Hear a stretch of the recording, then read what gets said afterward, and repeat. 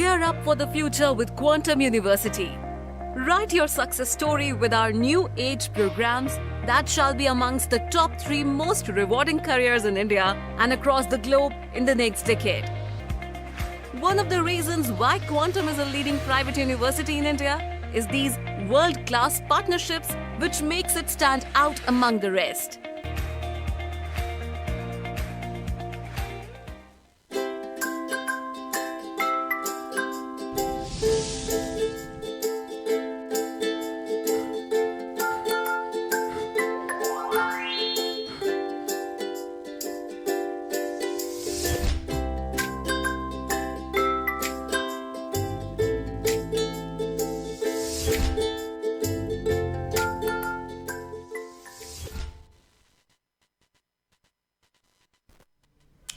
Good afternoon, ELITETV ki test of cartoon ki mahau meng tabiru su hama tarang musri maru ngasi infala fonga pau se singi cartoon singda cartoonist na kari haining liba kari phonong liba kari wakal khalang liba bido ai miam da sandonga thamsage ahan di lokhasage Sangai Express ki onthok panita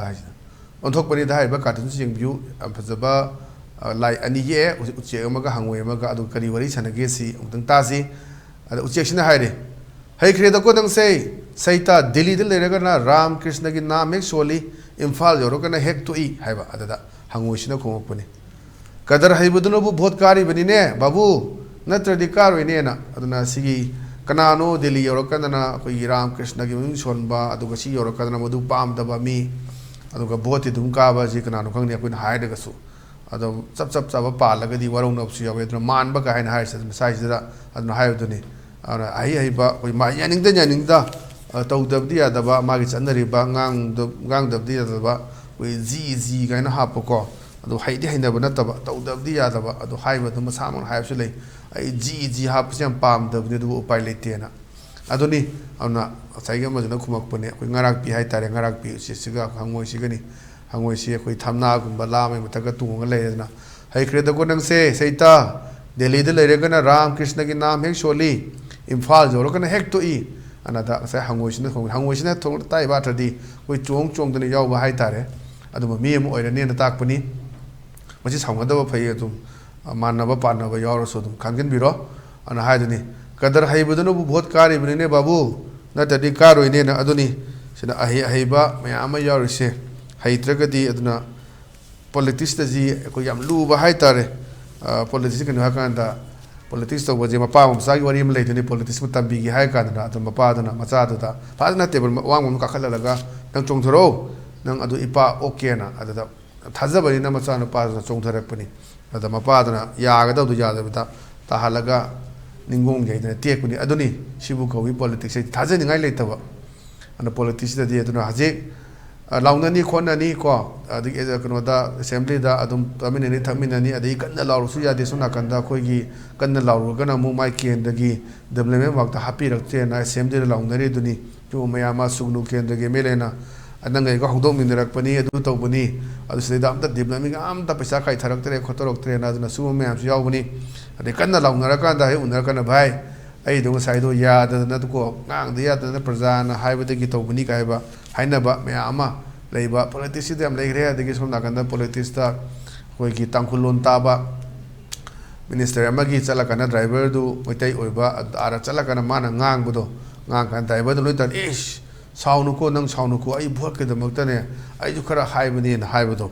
moitai dia du to bani da to bani kai na ma ji kok thokra ba sai gi ma gi driver du haji gi tangkhulon tai haibudo na sumba wari me am su lei ana politician lu bani aduna sai gi adana saktam mama Delhi dana saktam mama sidana saktam mama lobugi shinduni yamna fajaba situ wan thok leiba cartoon ni ana thamjage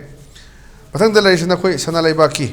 loire dana habdi loire de sana khoi ahal lamba kan ha ma gai sana bani sisu hajik se aya mana cartoon ni sing je khoi elections da loina khut thai adana election ga maile na poni thamai pochida kai thamake da ahan sina bahut ki langna rak padagi moi rongi su nomai kapa khangle lep ki sibu ngai ko na hai bani adada na sinai tada so paiduna sanaba ma yaw mandro ana adoni haji remote control am pairaga so boire remote control pairaga tak post toba tak playback toba madmaina lefan dana mayamna paini pamnei sidi khoi santi hanjan biro sini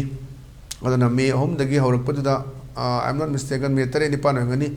kuki emile tarana thoga dimapura torokana koi separate administration pa mena madai di khoi lan se aroi bida tawrabani ada su posida manung da kana guma sana ba yaubra aduna phana ngamudi lan lefun ngamagadi phana wari sana biro election lora kana kari trogaduno haiba adu sab sab kham ngamdri ana su masida ne ji praja sin power be hullu cartoonisina thamak pani haidana thamjage mathang delari sina koi pona phamgi balo he haibduni balo he sidi yengbiyo wari butai sana bani ju election ngaktani moi sanari wari singche kari haige da center da pai ba party sina karadi lana solution ngamgani haine han haibani amathana khume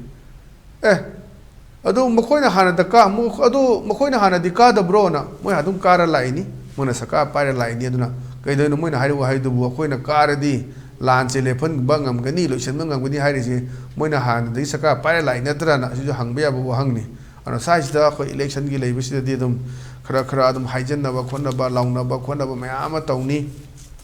wasi de soi da bani aduna hajik si adum vote si kana na kari saka je kana pairi hai dunia aduna hajik lan chi marak sida da kamaina lephal no kamain to mang da legre koi show pa bi yauk jala remote control pa bi jala na adun haije center pai ba party sina karadi lana si lo shimba ngamgani haine an haibani ade sideda adu makoina hana di ka da braba an hang pari moina kai natro moin toroka kai sem dino na hoisi koi laungnari RPI ga adum BJP ga koi Maharashtra khaktani koi da alliance lai basi aduga te station di alliance lai te haidana chief minister su yamna nokrem naraga haiba khum su lai baji social media su viral oiribani aduni taunari film se adu film do thambani thamjage mathang da leisna koi hoelan paugi as loire habdani ada sidu bhor ngaktani bhor le ko du pa mane mai ni pisna bai sana mane kai haige da mai ba bungna ngang ni du bu mina thajabra na hangapone adaida mana khumna thajaba khangde aina bu ngang ladi khubak da pakhu da khoyena aduni kogi hekta ningthau oiraba manai masan yam leiraba kogi mapan pharinge dadi migi mi ngakta haido mapan phatraka dadi mi loi mangi doni ada mayam minister oiramba haji mayam MLA oiramba mayam matamda mana tawgibudo haji se mayam kasu singtha bidana tawba matamda mana mukibu chawkibu mayam da jiti board ka daraba halo shalaba matamdadi ya wana lenba mayam su yawi ari sona kana office la kana paisa khaiba mayam tawningai di leitana mayam nungdi nungsiba matamda minister go oidana sar toramaga board karak taba board lebak taba halo shalakpa mayam ge khoi min thengna da bana te adna mioi ba sidi omor natte on hingli matam da amna nusi chanana leimina ba amna magi mateng pangna ba aduni nam daka oisi aduna asagi panga haijela tawba aduna election se torisi adum pangai da ba promise me am tawba thabak tadi othokpa ngam da ba maduda praja singsu wa ba adum handak election sida kari for lakada ge du di haiba ngamdri mathang da leisna khoi itsel express ki nei re he habduni ngasi si yam seng ba islam dharma chat pasingi adum ba nu akhoi yamna senglo numit haitare khoi idul fitr ni maramdan tawduna yam kuina charai hendana leira matungda khoi thawro matungda chaba aduga masisi yamna maru oiba numina mo oibine du wajisi tongan ton ba khoi pauche singda television channel singda adum haibdune khoi dharma karma ga maile ne manatana te atopa langphang tawba koi balangba kari kra tawbudu tawbiganu hana duga tawro ai haidana maya phungdorak narak paduda asagi akhanga yani wari sanabagi silne man haide it haibasi festival or appointing labra kino lining lai chon khak tawina ba kaina na khoi lining lai chon khak tawina ba kaina appeal tawjeri kaina mayam ngasi gi pauche sing chu jaw ne adudani masai gi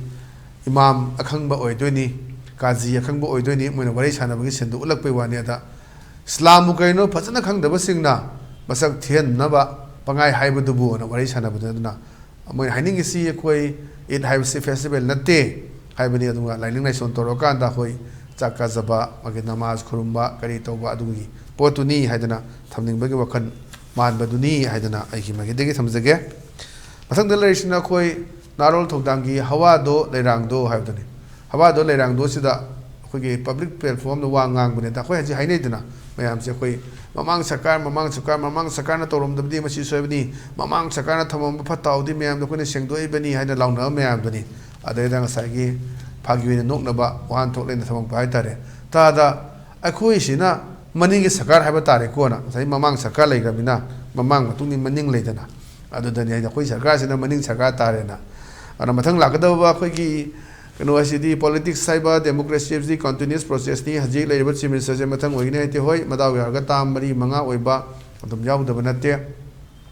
ana adaida sidaida ya piba pham dinate amana work se amana kurse aduni ada matung nam aduna mu amana matung mu la kana mamang sarga haidoribra hai wang su hangi ada sajida meana mamang sakar haibata da akhoi gisna maning gi sakar haiba tare ko na haibani se phajaba nok su nokning mahan ba haitare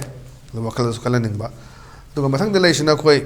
manipur news gi dasani haibani dasani sida su election ga mai lene bani torisi khoi gi matung ga sipai indare na ma se mla natraga minister amdi oire ada mana khoi megaphone se pa law bani ka hain law gida relief camp da lairibu singi nungairaba bot thadapum sajare adan haje khoi gi election commission of india na maruina manipur da makta khoi internal khoi le displaced person idp sing sigi khoi atopa jaga ra chathok kasin tawda nungai roi da balai bani na hairiba mai magi relief camp da la aka na mana khoi gi se khoi gi evm machine thamaga bbp thamaga me amadu da thadhan ge dori ana khoi tongan ba scheme ma si law thokre adagi suna kana me ama yauri khoi madu bu chap chap hangde khoi sidai manipur gi lanjen da gi ba mizoram da mi phana ama lai haidana adu bu su thami maduna kamaina arrangement tawno madu mari khangdi am sai tawna khoi ani Delhi area gi lai ba relief camp se lai sing city khoi thada ni adu ga ching gi jaga sing chuni moi lai ba relief camp thada ni maruina khoi imphal la bottle chanma me am shauri sida lai ba khot pa ma gi me kai lai ba aduna kamaina chenba adu details di la ani moi na ga mai tawduna sai law ni me am relief camp da lai ba sing kai wa bi ranu am nungai ba bo thada ba mai ne semjare na law thok la pa gi phim ni sajare aduna adai potuni me am se aduna bot ta loi ngau re adi bot lai chu ra ga lai re adai pot da thamak pa cartoon ni na thamjage mathang da lai sina koi people's chronicle gi Thursday theater is na Thursday theater is the Yarusi, Oration Abani, has the election manifesto, Congress ki form gre, Aduga koi BJP ki form dri. Adeda Masagi election manifesto in Matangs and Abani, I some conservative. See, I told you already, I know Hana Hydra, they are using the phrase in their manifesto. Makoina Pamba manifesto gi phrase wising do, Moisinare, what I had always wanted to put in our words. I know handing home Nakogi. Manifesto the Hamburg Pamado, mean the Sinagre have never has about the BJP election manifesto, Putokri, and Ranks of they never do need election manifesto in Matanda. Our Nakoi Congress manifesto Putokre, Mayama, Adugan, they never yauri, Aduna, Akogi, BJP is Putorani, Modicari, Saklapa, Kaino, Havani, and Subsaba, have a nation with Tokre, Auna. Election manifesto su nei na ba moi gi promises me am kai no ko election manifesto gi kana ba kai no di oi da boy ta di toroi da boy ta di manifesto putu bu gi kai athal le ge ba ton ba wahang me am su hang baduni auna koi ngasi gi di adum ba ELITETV gi teso cartoon gi mahau koi matang solution jare hayeng di akoi ngasi si it namara mor kan da koi press suti oi banina newspaper sing se hayeng dim de phong arwai adana ngasa koi cartoon gi yeng bagi khudong chaba simadi phangoroi me amna waro biroi mathang khabar phonga kandu da akhoi amu unasi ana ngasi gi di kaine na be thini jeri pine birisi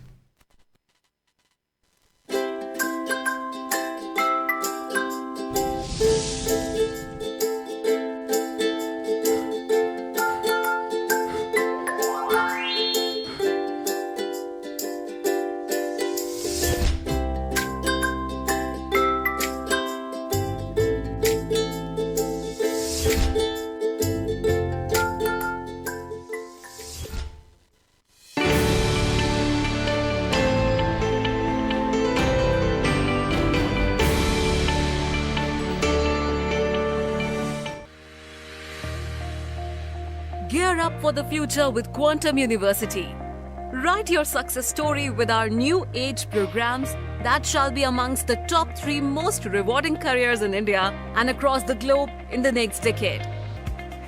One of the reasons why Quantum is a leading private university in India is these world-class partnerships which makes it stand out among the rest.